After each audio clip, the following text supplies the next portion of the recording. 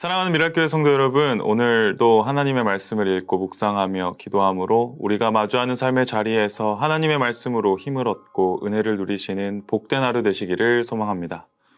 오늘 우리에게 허락하신 하나님의 말씀은 에스겔 38장 14절에서부터 23절까지의 말씀입니다. 다 같이 살아계신 하나님의 말씀을 읽겠습니다. 사람아, 너는 예언하여 곡에게 전하여라. 나 주 하나님이 말한다. 내 백성 이스라엘이 안전하게 사는 그날을 내가 어찌 알지 못하겠느냐. 그때가 되면 너는 내 나라 북쪽 끝에서 원정길에 나설 것이다. 그때에 너는 대군을 이끌고 떠날 것이다. 놀라운 규모를 지닌 기마대와 많은 복병을 이끌고 정복길에 오를 것이다. 마치 구름이 땅을 덮는 것 같이 내가 내 백성 이스라엘을 칠 것이다. 고가 오랜 세월이 지난 뒤에 때가 되면 내가 너를 끌어들여서 내 땅을 치게 하겠다.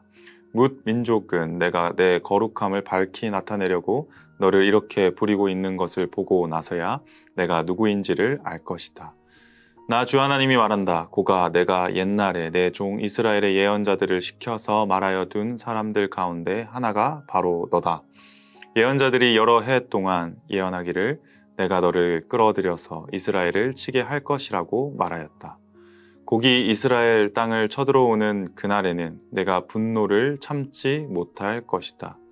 그때에 내가 질투하고 경노하면서 심판을 선언하여 이스라엘 땅에 큰 지진이 일어나게 할 것이다. 바다의 물고기와 공중의 새와 들의 짐승과 땅에 기어다니는 모든 벌레와 땅 위에 있는 모든 사람이 내 앞에서 떨 것이며 산이 무너지고 절벽이 무너지고 모든 성벽이 허물어질 것이다. 그리고 내가 곡을 칠 칼을 내 모든 산으로 불러 드리겠다. 나 주 하나님의 말이다. 칼을 든 자가 저희끼리 죽일 것이다. 내가 전염병과 피비린내 나는 일로 그를 심판하겠다. 또 내가 억수 같은 소나기와 돌덩이 같은 우박과 불과 유황을 곡과 그의 모든 군대와 그와 함께한 많은 연합군 위에 퍼붓겠다. 내가 이렇게 뭇 민족이 보는 앞에서 내 위엄을 떨치고 나서 거룩함을 밝히 나타내면 그때야 비로소 그들이 내가 주인 줄 알 것이다. 아멘. 오늘 본문의 말씀은 에스겔을 통해 마곡의 왕 고기 연합군을 이끌고 이스라엘을 침략해 올 것에 대한 그 예언에 따른 하나님의 주권적 역사하심을 말하고 있습니다. 살다 보면 예측이 가능한 일이 있습니다. 대표적인 게 일기예보죠. 위성을 통해 구름의 이동을 확인하고 비가 올지 안 올지를 대략적으로 예측할 수 있습니다. 일기예보처럼 우리 삶의 고난이 언제쯤 찾아오겠다는 것이 예측이 된다면 어떨까요? 예상을 했기 때문에 어느 정도 버티거나 이겨낼 수 있는 전략을 세울 수 있을까요? 그럴 수도 있겠지만 생각해보면 고난이나 문제는 예측이 가능할 게 아니라 피할 수 있으면 피할 방법과 해결이 바로 되어야 하는 문제인 것 같습니다. 왜냐하면 고난이나 인생의 문제가 예측이 되어도 우리의 삶에 찾아오는 어려움은 동일하기 때문에 그렇습니다. 오늘 본문은 마곡의 왕 고기, 이제는 이스라엘이 평안히 거할 때를 공격할 때라고 생각하고 쳐들어온다는 그 어려움을 이야기하고 있습니다. 이전까지 이스라엘은 어땠을까요? 다 뿔뿔이 흩어졌죠. 바벨론의 포로로 잡혀가기도 합니다. 이 모든 것이 보여주는 신앙적 현상은 강대국 나라의 신이 이스라엘의 여호와 하나님보다 강하다는 뜻 같다는 것입니다. 하지만 우리는 알고 있죠. 이 모든 것은 역사를 주관하고 계시는 하나님의 주권 아래에 있는 하나님의 계획이라는 사실을 말이죠. 흩어지는 어려움을 겪게 된 이스라엘. 이제는 평화의 언약을 가르쳐 주셔서 평안히 쉴 때가 올 텐데 그 평안의 때는 평화의 언약이 가져다 줄 진정한 평화가 아니라는 긴장감과 하나님의 의도가 있음을 지금의 이 어려움 가운데서 발견해야 합니다.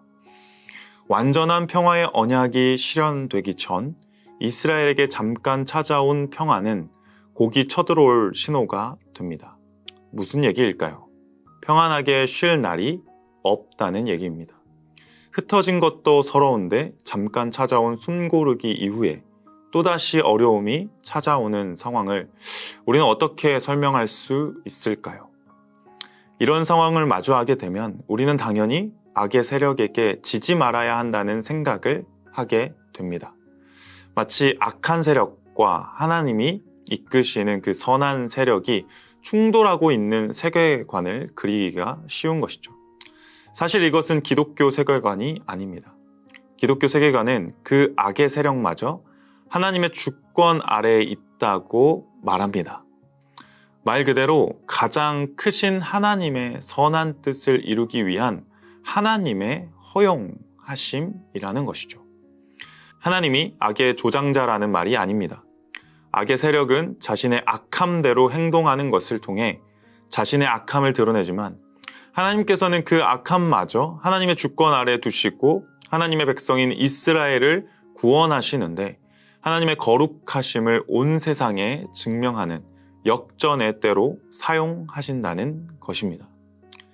이 말 뜻이 무엇이냐면 악과의 전쟁이 우리에게 속해 있지 않다는 것이죠. 이미 이스라엘은 하나님께 징계를 받아 흩어지게 되었습니다. 그리고 그 심판을 통해 하나님께서 왜 그렇게까지 하셨는지를 알게 되었죠. 자신들의 완악함과 연약함, 그리고 하나님을 섬기지 않는 하나님 백성으로서의 삶을 거부했기 때문에 나타난 죄의 결과였습니다. 그렇게 자신들의 완악함대로 살아가는 이스라엘을 다시금 하나님의 백성으로 회복하신 분은 누구십니까?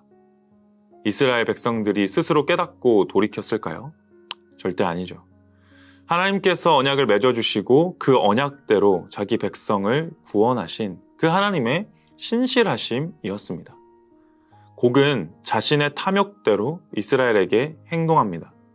마치 이것은 악한 세력이 통제를 벗어나 행동하고 있는 것처럼 보이지만 실제로는 예레미야 선지자의 예언의 말씀처럼 하나님께서는 이러한 일들이 일어난 뒤에 진정한 평화의 언약이 실현될 것을 말씀해 주시고 예언해 주시고 약속해 주셨던 것이죠.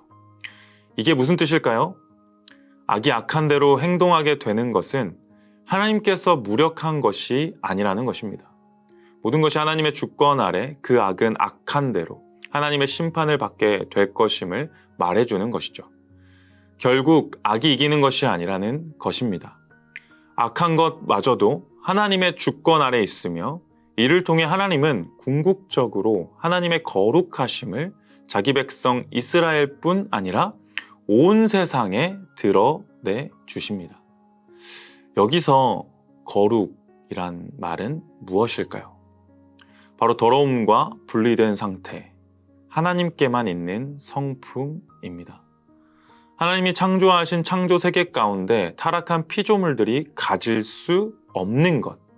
다시 말해 이 세상에 있는 어떤 것도 그 자체만으로는 하나님과 같이 거룩하다거나 거룩하게 존재할 수 없다는 것이고 거룩하신 하나님과 관계될 때만이 거룩하다고 말할 수 있다는 뜻입니다. 그래서 거룩한 하나님의 거룩한 백성이 된다는 것은 언약을 통해 하나님과 그 백성 사이에 하나님께서 이루신 그 언약적 관계가 회복되었다는 것을 뜻하는 것이죠. 다시 말하면 하나님께서는 최종적으로 악을 심판하시면서 하나님의 거룩하심을 자기 백성 이스라엘뿐 아니라 온 세상 열방에 있는 모든 민족에게 자신의 거룩하심을 드러내 보인다는 것입니다. 이것이 우리에게 가져다 주는 위로가 있습니다. 무엇일까요? 바로 다 이해할 수 없는 고난과 고통, 그리고 문제의 연속이 우리의 생명을 상하게 하지는 못한다는 얘기입니다. 우리에게 찾아온 어려움은 하나님의 능력이 약해서 온 것이 절대 아닙니다. 우리가 다 이해할 수 없는 문제들이 우리의 삶에 켜켜이 있는 것은 하나님이 무능력해서 그러신 것이 아니라는 것입니다. 내가 보기엔 악한 것 같고 한치 앞이 보이지 않는 상황이지만 그 상황마저도 하나님의 손에, 하나님의 주권 아래에 있다는 사실을 기억하라는 것이죠. 그리고 우리가 보기에는 어려운 상황이고 불가능 상황이라고 할지라도 하나님은 이것을 통해서 하나님의 그 거룩하심을 우리와 우리 주변의 모든 사람들에게 보이실 것이라는 뜻이기도 합니다. 사랑하는 성도 여러분, 우리에게 찾아온 어려움은 하나님의 주권 아래에 있습니다. 그렇기에 그 문제는 우리가 해결하는 것이 아닙니다. 그 문제를 누가 해결해 주실까요? 오늘 본문에서도 곡의 침공을 우주적 심판으로 반응하시는 그 창조주 하나님께서 그 문제를 해결하시며 자신의 주권 아래에 있음을 보여주셨습니다. 그렇기 때문에 우리의 작은 인생의 문제조차 하나님께서 해결하시는 것입니다. 그리고 이를 통해 하나님의 거룩하심과 그 선하신 구원의 뜻이 드러나기를 간절히 소망하는 것이죠. 우리는 하나님의 거룩한 백성입니다. 하나님과의 친밀한 관계가 있는 하나님께서 우리를 기억하시고 돌보시는 그런 인격적이고 사랑해 주시는 관계인 것이죠. 그러니 다 이해되지 않는 상황 속에서도, 문제가 해결되지 않는 상황 속에서도 끊임없이 우리를 보살피시며 일하고 계신 그 하나님만을 기억하고 의지하며 살아가시기를 축복합니다. 하나님께서는 지쳐 쓰러져 있는 그 자리에서 하나님이 싸우신 그리고 이기신 그 승리에 대해서 맛보게 해주실 것입니다. 오늘 하루도 이와 같이 하나님의 거룩하심과 그 거룩한 관계 아래에 하나님의 자녀된 그 깊은 은혜 아래 살아가시는 복된 하루 되시기를 축복합니다. 함께 기도하겠습니다. 살아계신 아버지 하나님, 참 감사를 드립니다. 우리의 삶에는 늘 문제가 해결되길 바라고 문제가 없길 바라는데 매일매일 마주하는 삶에는 다 이해할 수 없고 해결할 수 없는 고난과 문제들이 우리의 삶에 늘 찾아오고 있습니다.